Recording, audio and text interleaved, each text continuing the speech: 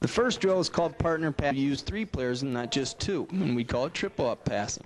We're stressing hand targets, where the receiver is always showing the proper hand target, whether it be a bounce target, a chest target, or an overhead target as just demonstrated. We also emphasize there is no one-step fakes, or also we're always continuously showing ball fakes and shot fakes to get our defensive player moving the opposite direction of the offensive player. We're emphasizing that the man receiving the ball has his hands ready to go, so we do not have any turnovers. It's called post feeds and post moves. We'll be talking about the post moves later on down the line and the number of shots we can get. Right now we'll be talking about how we can enter the ball in the post. It is a lost art here. We emphasize ball fakes and shot fakes, whether we have to use a dribble or not, and trying a low bounce pass or overhead pass if it's on the proper angle, if it's a lane line down. We're also emphasizing the idea that you have to bend the body over to keep the ball low. It makes the post player as well as catch it low and be in position to make a solid move to the bucket. Again, if you can get the person open, it's no use if you can't get the ball into them. We must emphasize this every day. We do this post move drill every day, continuously harping on the players to make sure that they're using ball fakes and shot fakes and not just lazy passes and lackadaisical attitudes of getting the ball in the post. If you can't get the ball in the post, you won't win games. The players that are working the post are working their variety of post moves, whether it be the Moses, the Mikhail, the Dominique, or the Sigma. Next drill we use about every other night, especially in the beginning of the year, is called the star drill. We're again emphasizing hand targets, the players to come in unison together, and eventually a change of direction and pass. When the word changes, we may have 5 or as low as 3 rows of players going into the circle. Again, sometimes we'll even put a coach in the middle or a manager to try to strip the ball from the player, emphasizing that we chin the ball, jump, stop, and pivot, and go in the pass of the direction it's supposed to be. Again, if the coach or the head captain yells change, we change the pass and we change the direction. A good drill for communication, a good drill for loosening up in the beginning of practice.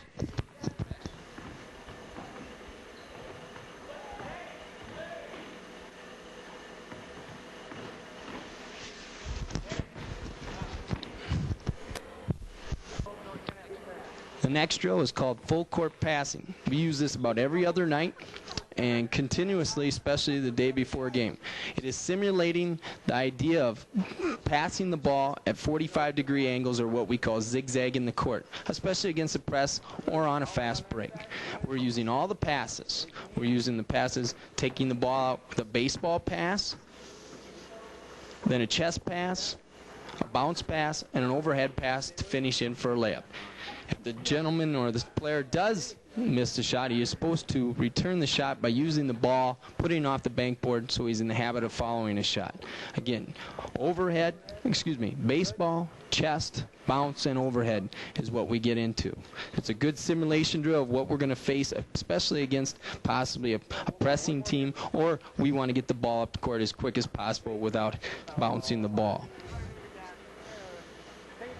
Again, we are still emphasizing the very basic from our first drill, emphasizing the idea that the player receiving the ball has the proper hand target so they know where the ball is coming and what type of pass is coming.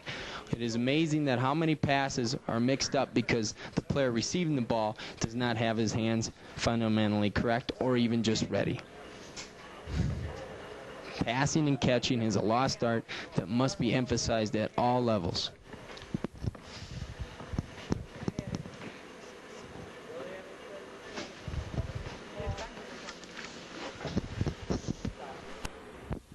The next drill is 3-line passing, a very basic but a very strong fundamental drill for all levels. We're emphasizing, again, hand targets, sprinting up the court, getting ahead of the ball using a variety of passes. On the court, in and out, and then as we come back, we weave it on the way back, emphasizing a bounce pass as the last pass. This also can be a very good conditioning drill. This conditioning drill can be used by limiting the number of passes that you use to get down the court without traveling. Again, mixing up the variety of passes, whether it be chest, bounce, or overhead, creates the players to stay fresh on what type of pass against a game simulation. Again, we're always stressing the idea that your hands are ready to receive the ball, whether even if it is a bad pass, you can make the catch, or you're ready to make the catch.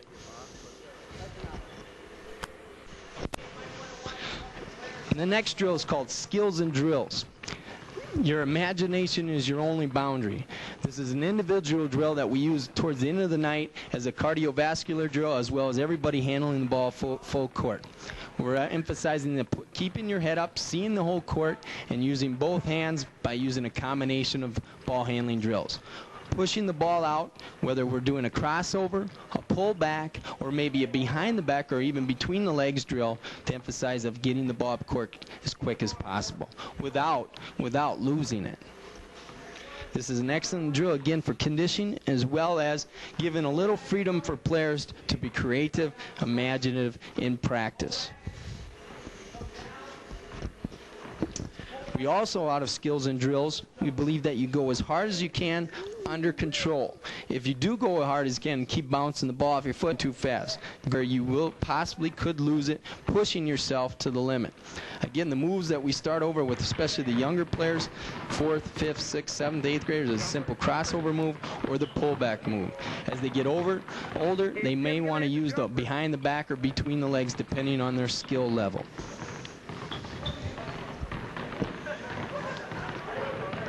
On the skills and drills, we start with layups or power drives to the bucket, and eventually we working off the jump stop jump shot from the angle, from the wing, or crossing over and going to the free throw line and pulling up for the jumper there. In our games, we prefer that we get to the bucket as much as possible for the possible of making the shot, the three-point play, as well as getting the foul, which allows us to get to the bonus sooner than the other team. An excellent drill to have a little fun with the students. What is being showed here now by Coach Nedelcoff is basically for players that are probably at the 9th grade level up, and they also have the decent level skill. From a crossover to a pullback to behind the back for a jump stop jump shot. Again, work drills that suit the level of the team as well as the individual. Push them to the point where they may want to go up to the next level down the line. These drills can be used during the summer a great deal to get a good workout in a short period of time. Again, emphasize by keeping the head up, seeing the court, so we need to dish, pass, drive, or jump stop and shoot.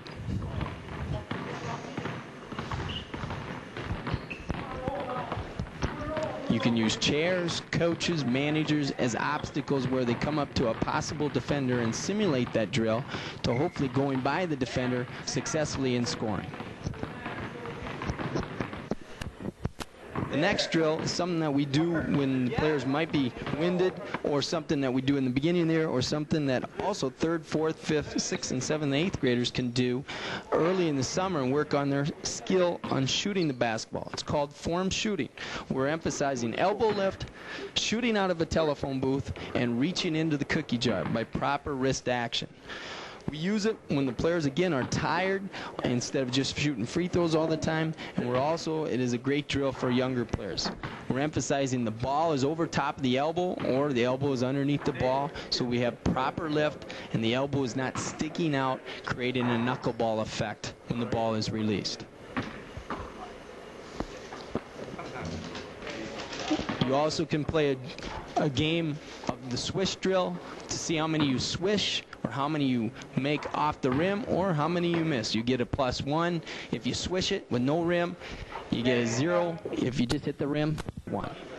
The next drill is something that we do every night and emphasize post moves. The first move is the drop step Moses move, which is demonstrated very correctly. Again, posting up strong, nice strong hand target, and again getting into the post with a good solid bounce pass. The next move is called the McHale, a jump stop, jump hook, where we are perpendicular to the bucket so the defense can't get to the ball. An excellent move for a guard. The next move is the Jordan. We turn and face, we pivot to the baseline, or we pivot to the free throw line. We try to mix it up so the player becomes very solid on both sides of the court. The fourth move, with a strong bounce pass in is called the Dominique. It's a turn and face, acting like you're shooting the Jordan, shot faking, crossing over, and going into the bucket. If you can get to the bucket without a drill, we emphasize to do that first, but if needed, use the dribble, but keep it low and powerful. The last shot is the Sigma, a reverse pivot at the elbow for when the defense is backed out on you. If we do miss, we tell our gentlemen to reach, get the ball, and put it back up shot. The next shooting series is called partner shooting. Partner shooting is something that we do every night. After possibly 2 to 3 defensive drills, we bounce into an offensive shooting drill. Also, it's something that players can maybe work on, especially the younger or middle-aged level kids can work on in the summer with a partner or a neighbor that they can switch on shooting. We use 3 kinds of shots. We're catching the ball in strong position, so we're not wasting any time to get the ball off. We're in position to be a scorer or a maker, not a shooter. A scorer, a maker, not a shooter. Catch the ball in position, and we're shooting regular 15 to 16 foot jump stop, jump shots, or regular set shots. Eventually they'll go to the shot fake shot, where they'll try to push the defender back or draw his attention so he does back up for possibly drive, and then you will regroup after shooting, giving a good shot fake and going up for the shot to make.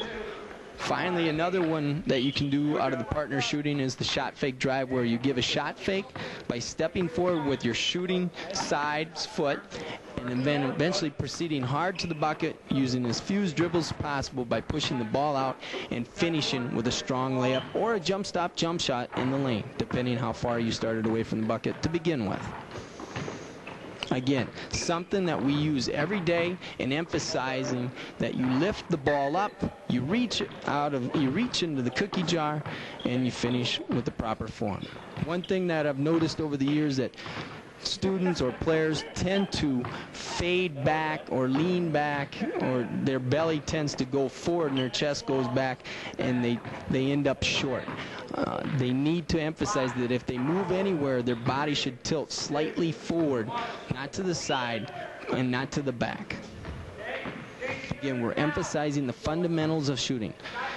Shooting out of a telephone booth, lifting, and then eventually reaching into the cookie jar.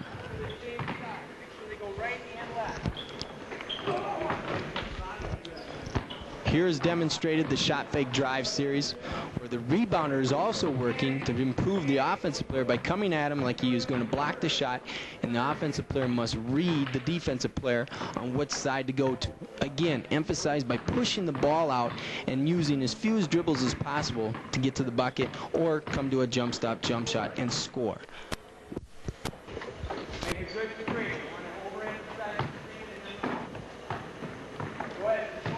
Next series is our dribble one-on-one series. Offense and defense are both emphasized.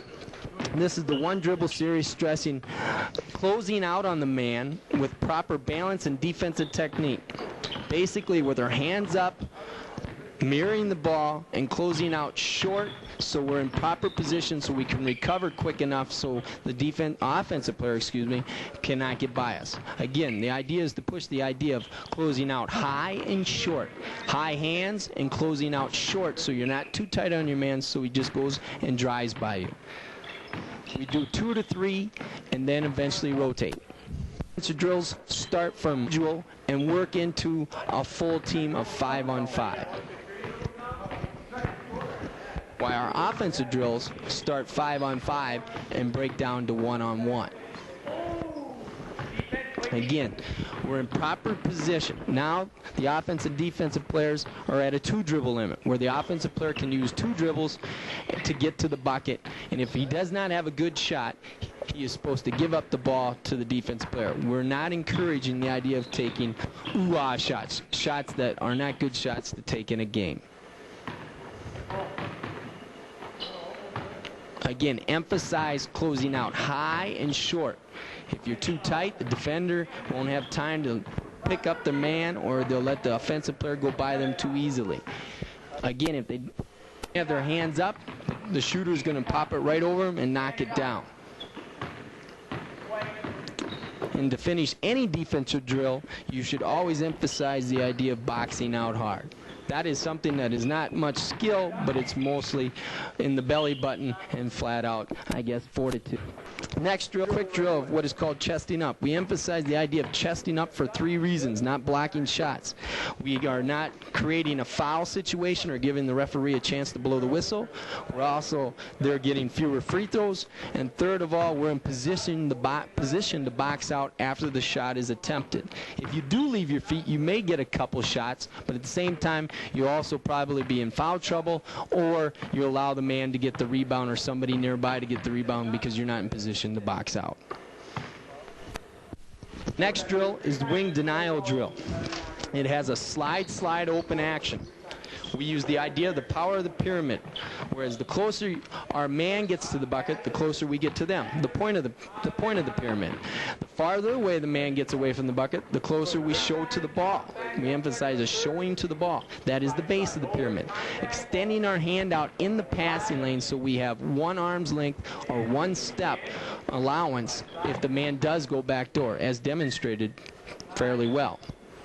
Again, the idea is to slide open once you deny the wing pass and make contact when he is on the baseline. When he does go out to the wing, we extend out towards the ball or show to the ball more closely, and so we're in position so we don't have to be so tight on our man.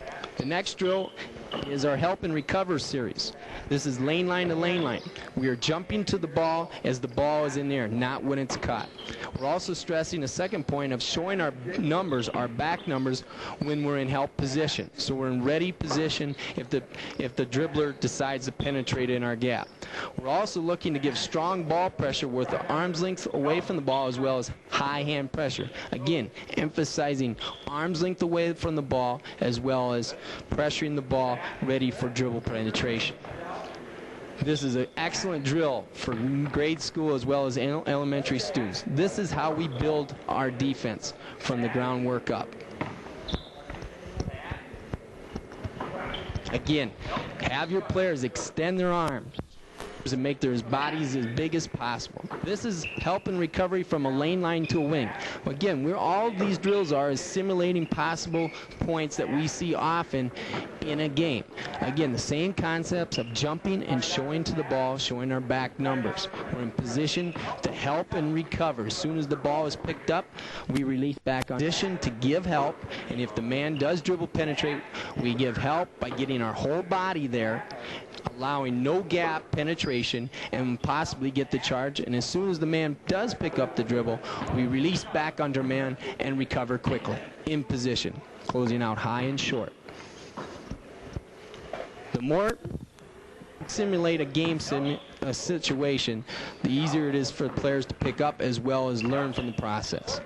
This is our point penetration drill, where we've combined both sides of the court and we're giving help, especially on a good point man that likes to go to the hole. Again, the idea is jumping and showing to the ball, extending our arms in the passing lane, and stopping dribble penetration by getting our whole body there, not just arms, our whole body, and squaring up so we're in possible position to take the charge. The next defensive drill is called wing penetration. We're allowing the offensive wing to beat us baseline. As that happens, we are teaching our weak side help to rotate properly to the ball and eventually create a deflection. After that has happened, we throw a second ball in there to one of the shooters on offense, and we're telling our players to recover quickly, so we have to get a hand up on the shot and then finally box out for the rebound. This is an excellent drill for people or teams that like to penetrate, especially baseline or even down the middle. Again, we emphasize the drill is not over until we basketball. Again, you may do it on both sides of the court. You may use 3-on-3 or even 4-on-4. Again, an excellent drill, especially in the beginning of the year, to teach your players. Again, the next drill is called block to block post D. We're We're handling the post-to-post screen or the block-to-block screen and also the down screen. We see this a number of times with the motion, half the side of the court of a motion. The thumb of handling screen. If you are screened, go ball side of the screen. Unless it's a high screen, then go out the bottom, which we have been seeing much lately. If you're man screens, we always do this. We protect the basket until your teammate recovers on his man. The idea of fronting the cutter, pressuring the wing, and giving help on the screen. Fronting the cutter, pressuring the wing with high hand pressure, closing out high and short, and giving help on the screen. An excellent drill for all levels. If the man does decide to flat, not allowed to catch the ball. The next is the 3-on-3 perimeter screen drill. We're pushing the idea that you go ball side of the screen as well as giving help on weak side if the player decides to penetrate. Again, you can build up on your defensive drills from just passing and screening to eventually combining everything along with penetration. This is a drill that we do a great deal, especially against teams that are doing motion offense. Again, jumping and showing to the ball so we're in position to handle screens better as well as be in position to give good help side D. Emphasized by keeping the defensive player by jumping to the ball when the ball is in the air, not when the ball is caught.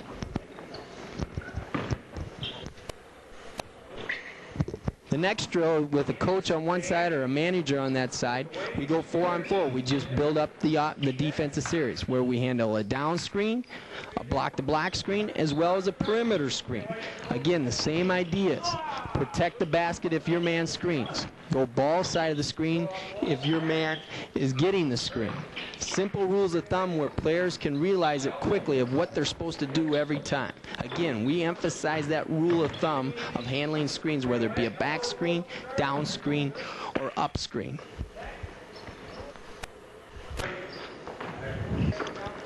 Another excellent drill that we build into and do about approximately once a week is the shell series. Many people have seen this, but it is a solid series which builds up to the final output of what we build our defense into. Again, jumping to the ball, showing your numbers, being in position to give good help as well as giving good help on the penetration. Another thing is always having your hands extended so you're making the body big and you're making the court look extremely small of where the offensive player can go. The bigger the court, or the bigger the look to the bucket, the easier for the offensive player, or the image of the offensive player is scoring. Take away what the offensive player does well. Again, jumping to the ball, showing your numbers, being in position to play. A shooting series that we introduced this year was called triple screen and shoot drill. We're putting this in because we run the swing offense, and it emphasizes the down screen, the up screen, and the back screen. What we're emphasizing is here, we're getting the ball to the screener after he makes a solid screen. We start with a down screen, and the player makes a post move into the bucket. Then he goes on an up screen and pivots towards the ball at the elbow to get the shot. And then finally he goes opposite side and sets a back screen and pops back or flares to the wing to get a release pass and then scores. Again, a down screen with a post move, an up screen and pivot towards the ball for an elbow jumper, or a shot fake drive, whatever the player would like to do. And finally going to the opposite side of the floor and screening, back screening, and popping back or flaring off to the wing, depending on how the defense is read.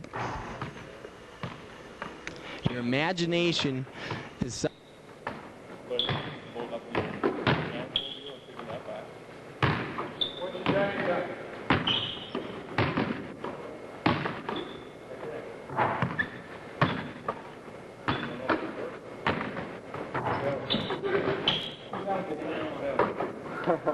I got that on camera.